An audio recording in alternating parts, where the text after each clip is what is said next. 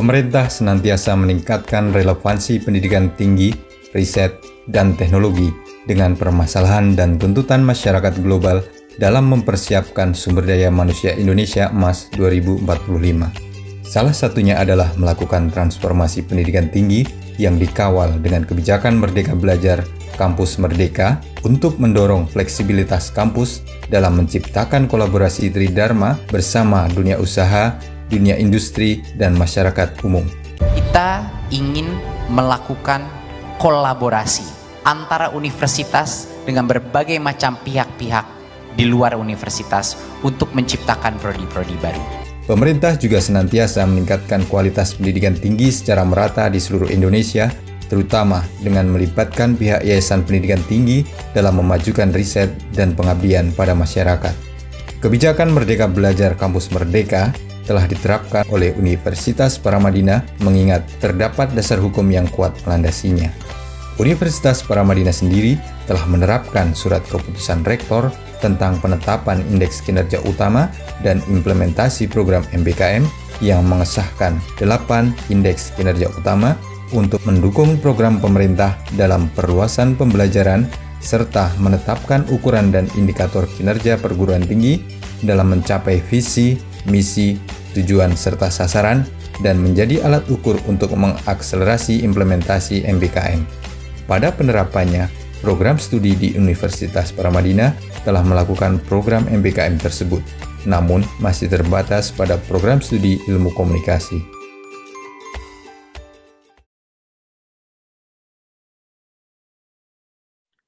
Assalamualaikum warahmatullahi wabarakatuh. Selamat pagi Bapak dan Ibu sekalian. Saya Devi Wulandari dari Universitas Paramadina hendak mempresentasikan proposal penelitian kami dengan judul Kajian Program MBKM di Universitas Paramadina. Adapun penelitian kali ini akan diajukan untuk menggunakan bantuan pendanaan Program Penelitian Kebijakan Merdeka Belajar Kampus Merdeka dan Pengabdian Masyarakat berbasis hasil penelitian PTS Ditjen Dikti-Ristek tahun 2021. Adapun pendahuluan ataupun latar belakang pada penelitian kali ini, sebagaimana yang kita ketahui bahwa kebijakan MBKM telah digulirkan oleh Dirjen Ristek Dikti sejak tahun 2020. Oleh karena itu, untuk mengimplementasikan kebijakan tersebut, Universitas Paramadina telah mengeluarkan SK Rektor tahun 2021 mengenai penetapan indeks kinerja utama dan implementasi program MBKM yang telah mengesahkan 8 IKU, namun dirasakan implementasi dari program ini belum lengkap dan belum ada sosialisasi yang menyeluruh. Kemudian pada tahun 2021, program studi ilmu komunikasi Universitas Paramadina telah mendapatkan hibah PKKM di mana program studi ilmu komunikasi akan melakukan implementasi yang lebih menyeluruh mengenai program MBKM ini. Mahasiswa yang dapat mengikuti program MBKM adalah yang berada di satuan pendidikan dan magang serta aktif pada tahun ajaran genap 2020 dan gasal 2021. Selama penerapan MBKM ini yang dilakukan di Paramadina telah diterapkan melalui IKU 1, IKU 2, IKU 4, dan IKU 5, di mana IKU 1 adanya workshop selama 3 hari, kemudian IKU 2 adalah mahasiswa dapat mengambil 20 SKS di luar kampus, serta mengundang adanya praktisi, serta peningkatan penelitian dan publikasi. Oleh karena itu, selama dilakukannya program MBKM di Universitas Paramadina, perlu dilakukan monitoring dan evaluasi dalam pelaksanaan serta efektivitasnya. Meskipun demikian, kami merasa terdapat beberapa masalah di dalam penerapan MBKM di Universitas Paramadina. Pertama adalah kebijakan MBKM dan pedoman implementasi yang belum dilakukan sosialisasi secara menyeluruh kepada seluruh program studi yang ada di Universitas Paramadina. Oleh karena itu, program studi pun merasa adanya kurang paham mengenai kebijakan MBKM, sehingga kurang bisa melakukan sosialisasi kepada mahasiswa yang mengikuti program MBKM itu pun karena inisiasi sendiri, sehingga partisipasinya masih sangat terbatas. Selain itu juga belum ada prosedur yang baku dari setiap program studi mengenai pelaksanaan MBKM ini. Universitas pun dirasakan masih belum optimal membangun kerjasama dengan mitra lain dalam penyelenggaraan program MBKM ini. Oleh karena itu, penelitian ini bertujuan untuk satu, melakukan evaluasi mengenai efektivitas dan implementasi dari program MBKM, ketercapaian yang telah dicapai oleh mahasiswa, kemudian bagaimana penerapannya di level dosen, tenaga kependidikan, maupun pimpinan universitas sendiri. Selain itu juga kami berusaha untuk menguatkan program MBKM ini dengan melakukan adanya finalisasi SOP-SOP, kemudian melakukan sosialisasi dan penyelenggaraan workshop mengenai program-program MBKM, dan penyusunan program ke depan untuk peningkatan kompetensi mahasiswa. Adapun untuk menilai efektivitas dan implementasi dari program MBKM ini akan dilakukan penelitian secara cross-sectional dan FGD. Cross-sectional ini akan dilakukan kepada seluruh mahasiswa Universitas Paramadina dan seluruh dosen tetap serta tenaga kependidikan di Universitas Paramadina. Sehingga yang dilakukan samplingnya adalah total population sample. Kemudian selain itu untuk melengkapi data survei tadi, kami juga akan berusaha untuk melakukan FGD dengan mengambil data dari 3 dosen dari 8 program studi yang ada di Universitas Paramadina, kemudian melalui program studi, ketua program studi juga, kemudian melalui dekan fakultas, dan juga 2 wakil rektor. Berikut adalah tabel kegiatan yang akan dilakukan selama 1 bulan ke depan, di mana kami akan melakukan survei dan FGD, kemudian melakukan pengambilan atau analisis data, kemudian dilakukan penulisan artikel ataupun penulisan jurnal mengenai hasil penelitian yang sudah ada, dan pembuatan video.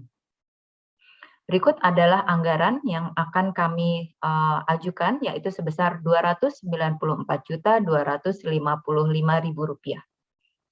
Luaran penelitian yang akan dihasilkan dari penelitian ini adalah 1 buah laporan hasil penelitian yang telah di-approve oleh Ketua LPPM, 3 buah artikel jurnal penelitian kebijakan MBKM di tingkat prodi, fakultas, dan universitas, serta 1 buah video. Terakhir, kami ingin menyatakan apresiasi kepada Direktorat Jenderal Pendidikan Tinggi, Riset, dan Teknologi Kementerian Pendidikan, Kebudayaan, Riset, dan Teknologi, Kementerian Pendidikan Republik Indonesia atas kesempatan yang telah diberikan kepada kami. Sekian dan terima kasih. Assalamualaikum warahmatullahi wabarakatuh.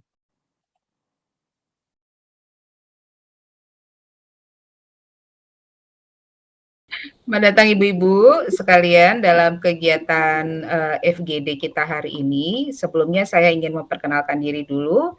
Nama saya adalah Alfika Lia, bisa dipanggil Lia, dan nanti ada rekan saya di sini Mbak Lina Anggraini. Saya nanti akan berperan sebagai moderator dalam kegiatan kita hari ini dan Mbak Lina sebagai notulennya. Jadi pada hari ini Ibu-Ibu Dekan yang saya hormati, dari Dekan FEB ada Ibu Iin Mayasari, ada dari FFP, ada Ibu Tia Rahmania, dan dari Fakultas Ilmu Rekayasa Ibu Gilang Cempaka pada kegiatan Focus Group Discussion. Sebelumnya izinkan saya menceritakan terlebih dahulu kegiatan FGD ini. Ini tujuannya adalah untuk mendapatkan informasi mengenai pelaksanaan MBKM di Universitas Paramadina. Dan ibu-ibu semua nanti dipersilahkan untuk menyatakan pendapat dengan bebas, terperinci kalau bisa dan bergiliran tentu saja. Dan dalam sesi FGD ini tidak ada jawaban benar atau salah karena kita semua di sini hadir untuk saling berbagi tentunya. Dan sesi FGD ini nanti direkam, itu sudah mulai rekamannya. Dan mohon nanti selama proses berlangsung ibu-ibu semua dapat mute ya atau pada HP masing-masing seperti itu. Dan semua informasi yang Ibu berikan bersifat rahasia dan hanya akan dipergunakan untuk penelitian kita kali ini. Seperti itu. Yang pertama mungkin bisa diceritakan dari pengetahuan ibu-ibu sekalian, apa yang Ibu ketahui mengenai program MBKM ini? Ya, Mangga Bu. Itu adalah program dari pemerintah tahun akhir 2019 atau awal 2020 kalau nggak salah. Ada 8. Lalu kemudian pemerintah juga untuk mewujudkan hal itu, pemerintah juga mengakomodir ke 8 program tersebut. Jadi pemerintah juga memiliki program tersebut juga diakomodir pemerintah. Jadi prodi atau universitas hanya mendaftarkan saja melalui sebuah sistem atau aplikasi yang mana di situ mahasiswa bisa mendaftarkan langsung ke salah satu atau beberapa program dari 8 program MBKM yang ditawarkan pemerintah. Jadi mahasiswa bisa daftar ke situ. Universitas bisa daftar lah. Lalu untuk program magang, pemerintah juga bekerjasama dengan beberapa industri sehingga mahasiswa yang ingin ikut magang tinggal langsung daftar saja, dan beberapa industri memang sudah komitmen dan ditunjuk untuk melakukan program magang dengan universitas yang bekerja sama atau yang mendaftar di sistem tersebut. Lalu pemerintah juga memberikan dana insentif bagi mahasiswa yang mengikuti pertukaran pelajar di luar daerah. Yang di dalam kota saya kurang paham. Dan begitu pun dengan dosennya. Jadi dosen pembimbingnya pun diberikan insentif. Program magang juga ada, kalau nggak salah ada insentif juga. Untuk dosen pembimbing dan untuk mahasiswanya. Oke, terima kasih Bu Alfikalia yang hari ini cantik banget, matching ya. Terima kasih. Jadi kalau Merdeka Belajar Kampus Merdekanya Pak Nadiem Makarim itu sebenarnya tampaknya beliau memberikan satu paradigma baru terkait dengan konteks pembelajaran gitu di perguruan tinggi khususnya. Nah, beliau itu selaku menteri mendorong adanya kebebasan dan otonomi pada lembaga pendidikan gitu untuk merdeka gitu ya, mulai dari birokrasi, dosen, mahasiswa gitu ya, supaya mereka intinya ya kayaknya sih pengennya supaya tidak berbelit-belit, kemudian mahasiswa juga punya kebebasan untuk memilih bidang-bidang yang mereka kemudian sukai, sehingga kemudian kan ada program-program yang sifatnya lintas program studi, lintas kampus dan sebagainya. Nah, kalau bicara kebijakan kampus merdeka itu sesungguhnya implementasinya itu mulai dari pembukaan program studi yang di mana di situ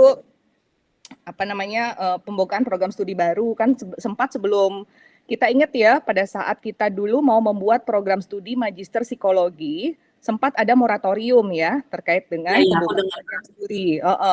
Nah, kebijakan Kampus Merdeka ini memungkinkan terkait dengan pembukaan program studi juga, di mana program studi baru bisa dibuka asalkan kemudian dia bermitra gitu ya dengan institusi, organisasi ataupun universitas di luar negeri yang kompeten dan sebagainya gitu.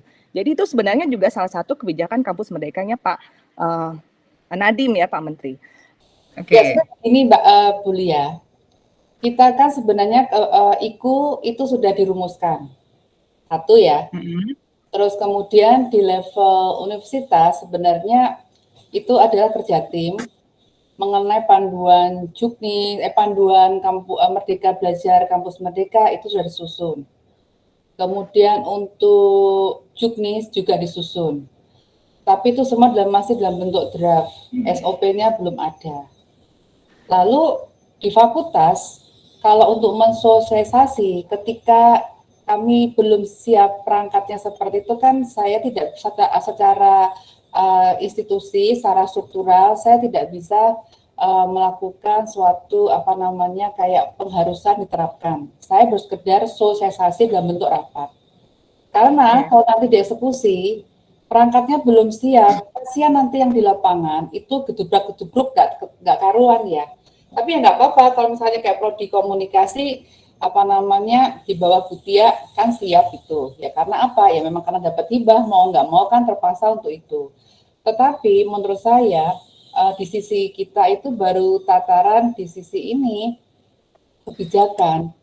Jadi saya hanya memberitahu bahwa ini ada kegiatan, ada kebijakan, ada program, ada draft, tetapi belum bisa dieksekusi. Nah, eksekusi awal yang saya lakukan adalah melakukan perbaikan kurikulum, workshop, itu saja yang bisa kami lakukan, karena saya pikir untuk di sisi fakultas itu harus siap dulu perangkatnya seperti ini. Jangan sampai nanti kasihan, misalnya kayak dosen pelaksana, kemudian dosen PA, dia nggak ngerti gitu. Jangan sampai membebani unit-unit lain yang sebenarnya itu tugas kita. Itu yang kita lakukan di fakultas. Terima kasih. Siap, baik.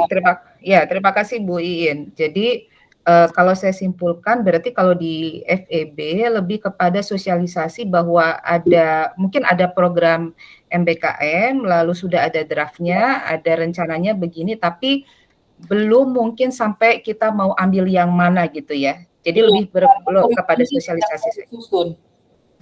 Oke, baik. Terima kasih Bu.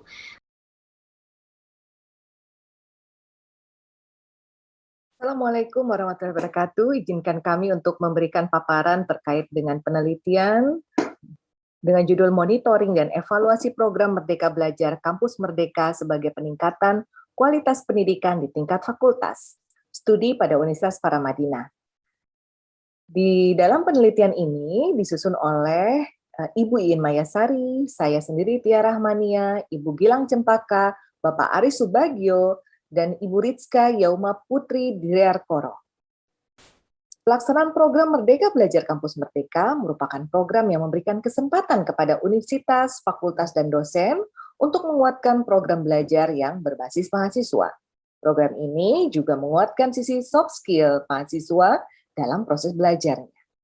Tujuan penelitian ini yang pertama adalah melakukan evaluasi program MBKM di tingkat fakultas yang merupakan acuan dalam penyelenggaraan kegiatan Tridharma perguruan tinggi di universitas.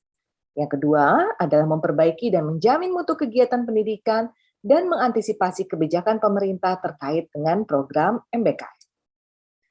Kerangka evaluasi yang digunakan dalam penelitian ini yang merupakan kerangka acuan kami adalah menggunakan konsep yang diajukan oleh Cianka tahun 2008 dengan memfokuskan pada relevansi ini berkaitan dengan sejauh mana program ini sesuai dengan prioritas dan kebijakan dari target.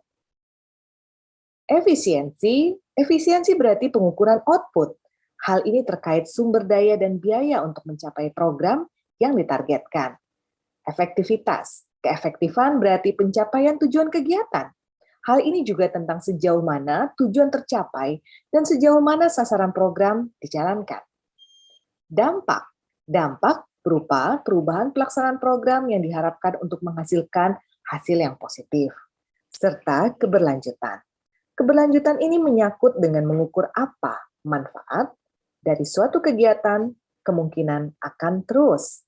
Sebuah intervensi program dipandang gagal jika tidak ada hasil yang positif setelah program ini dilaksanakan. Keberlanjutan juga penting untuk hasil yang berarti tanpa adanya dampak yang negatif. Pertanyaan penelitian dalam penelitian ini adalah yang pertama tentang bagaimana relevansi program MBKM pada kegiatan Tridharma perguruan tinggi di tingkat fakultas. Yang kedua, bagaimana efektivitas program MBKM dijalankan di tingkat fakultas. Dan yang ketiga, bagaimana efisiensi program MBKM yang dijalankan di tingkat fakultas. Serta yang keempat, bagaimana dampak program MBKM yang dijalankan di tingkat fakultas. Serta yang kelima adalah bagaimana keberlanjutan program MBKM yang dijalankan.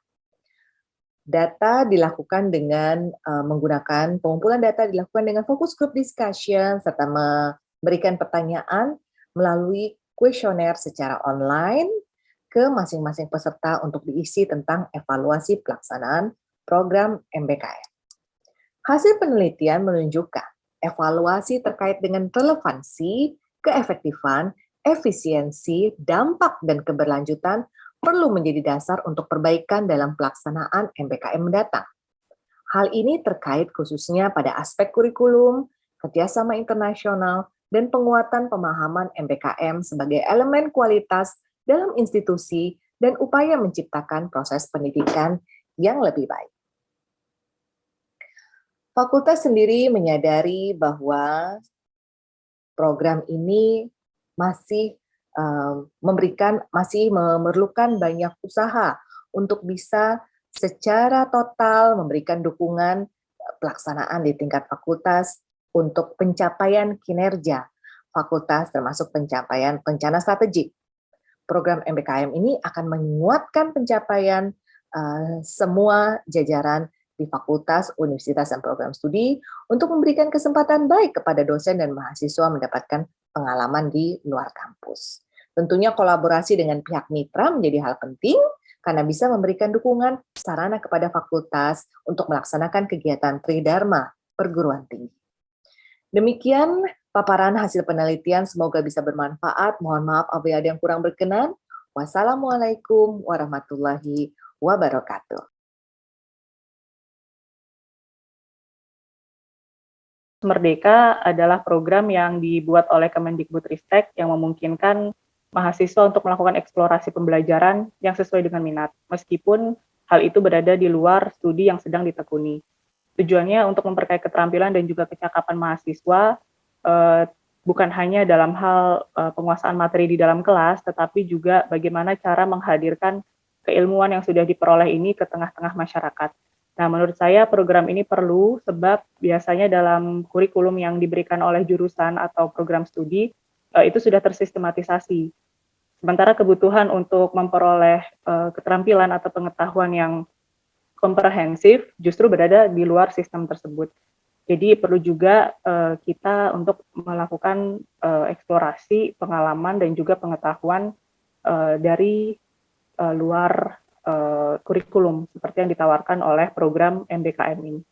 Saya tertarik untuk mengikuti program MBKM sebab keterampilan dan juga pengalaman itu tidak hanya diperoleh dari dalam kelas, tapi juga berada di mana-mana, dari masyarakat, dari pengalaman pengabdian masyarakat, dari riset dan lain sebagainya. MBKM adalah program Merdeka Belajar Kampus Merdeka yang diadakan oleh Kementerian Pendidikan dan Kebudayaan Republik Indonesia, di mana program ini menawarkan seperti magang bersertifikat, terus proyek independen, pertukaran mahasiswa merdeka, dan juga kampus mengajar. Saya adalah salah satu orang yang menyambut baik program ini, terutama yang pertukaran mahasiswa merdeka, di mana kita mendapatkan kesempatan untuk belajar selama 3 semester di luar universitas kita dan juga di luar program studi kita. Tentunya hal ini akan menambah insight, terus menambah relasi dan juga berdampak sangat positif ke depannya.